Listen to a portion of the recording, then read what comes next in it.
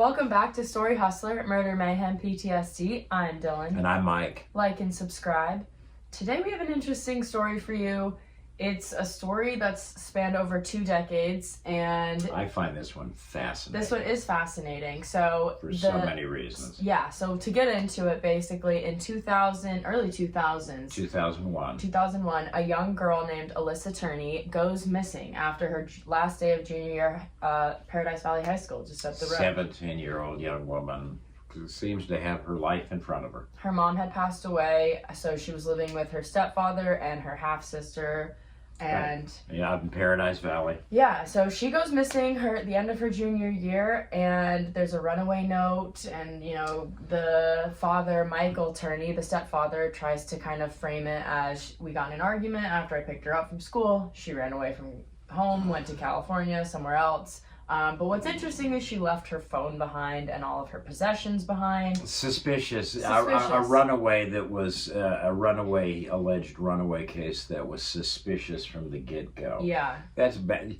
That's the backstory. Let's finish. We got to do more on that. But the headline is, after now 22 years. Yeah. Now 75-year-old man named Michael Turney. The stepfather, yep. Is going to go on trial for the disappearance/murder. He's charged with second-degree murder. The murder of his 17-year-old stepdaughter way back in 2001. And how the course of justice, I find this fascinating from so many levels, as I said. Because, it is the story of a father and his 2 daughters. Yeah. One he is alleged to have killed. And then his biological daughter, the younger sister, Sarah Turney, is the one who's basically cracking open this case and has never let it go away, and is the reason that he's going to stand trial now. Yeah, and be in court later this week. And she's his biological daughter, so it's very interesting. Yeah, the human dynamics of this story are extraordinary, and again, but it is this, at its core, it's the story of a father and 2 daughters. One he allegedly killed.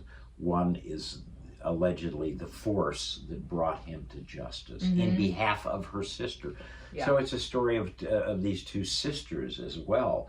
And this is, I got dropped in this story at midway through it now, back in 2008, when Phoenix police served a search warrant at Michael Turney's Paradise Valley home. This is now 7 years after the disappearance of the girl. They finally find some quite interesting things 7 years later. Yes, they did. They found it. Well, as we were discussing, it seems like they found everything else except a link to the murder, except some evidence or a link that they could make Michael Turney. But they found other reasons to get him. Oh my goodness! They had he had bomb makings. He had a manifesto that he was gonna go blow up his old postal service job. It was the United Brotherhood of Electrical Workers. It was a union hall. He wanted to go blow it up. Yeah. And he had all the makings of it. He had bombs,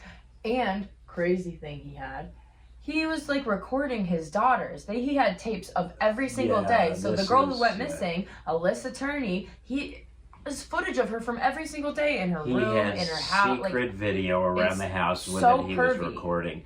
Well, that's it now. And the one day he does not have on film is the day she went missing. Yeah, we just threw a whole bunch of stuff out there for the audience that has been following this story, and a lot of people clearly have, and it's really again attributable to this heroic effort on the part of Sister Sarah.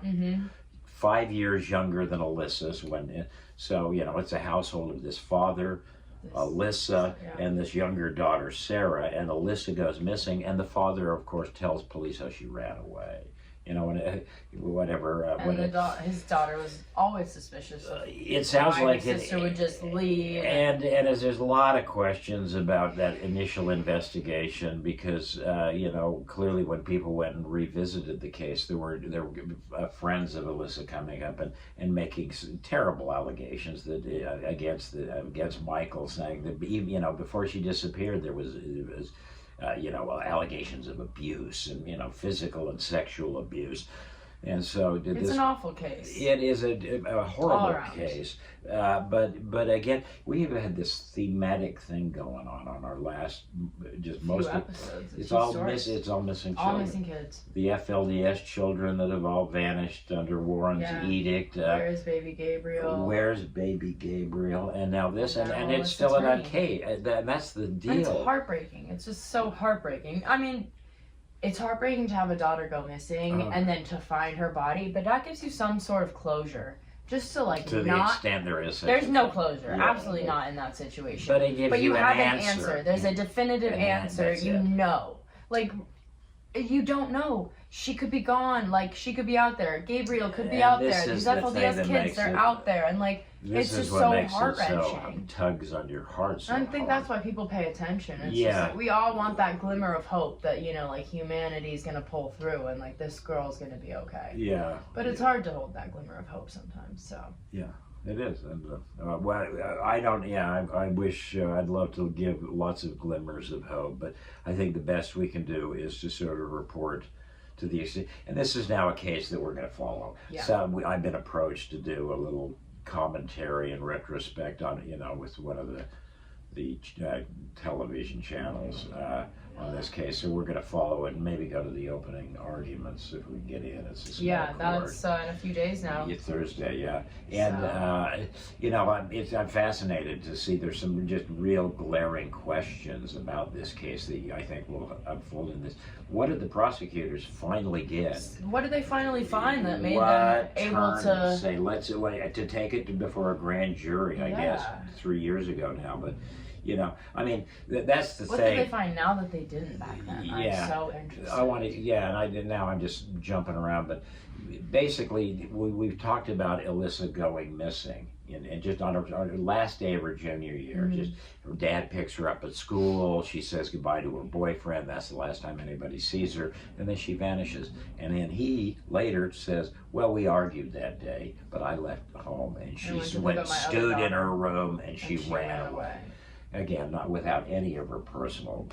It's suspicious from the get-go. From the day. Yeah, and again, Dad, Michael, had cameras around, and apparently had lots of days. And apparently, the one day that investigators did not find was the day that she went missing.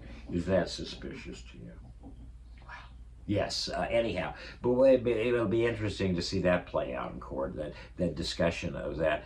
But you also the defendant side of things. Well, that and there were a couple of other blips on the radar screen with this story, because after she went missing in 2001, some nut job in a Florida prison cell confessed who was it. Right, and he's apparently some serial killer, in, prison for whatever. Something. And I've seen this before. Some nut job sitting down in a prison cell, cops do something he didn't do, just so he can get out of the routine and go get interviewed, and he'll change up just because he's bored. Yeah, so he confessed to killing her. Some guy in 2000. The story fell through, and he was nowhere near her. Yeah, and apparently he then later said, "Whoops, I may have made a mistake." Yeah. So anyhow, but that sort of brought it back onto the radar screen in 2006, and then Phoenix cops finally developed enough information to go raid his home in 2008.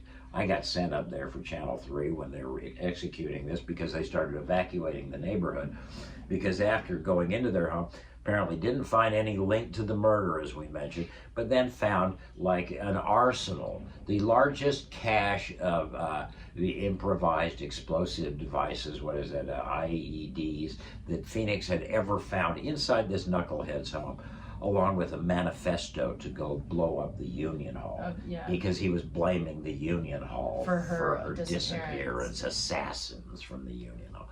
Guy's a nut job. Clicks. This is one of the things I was thinking about. Once they went in, if you want to find sort of a weird, paranoid creeper, and click all the boxes, an arsenal of assault rifles, silencers, some sort of protective vest, gasoline bombs, explosive devices with gunpowder and roof nails, then that'll mess you up. So this guy had, and then as you say, the thing that is so creepy, this guy apparently had a whole network of closed circuit or hidden cameras so we could watch and record the stepdaughter that then went missing. They find all this stuff in 2008, and they charge him for the weapons things, and they throw him in federal prison for about 7 years. But he got out, and now he's a feeble old man.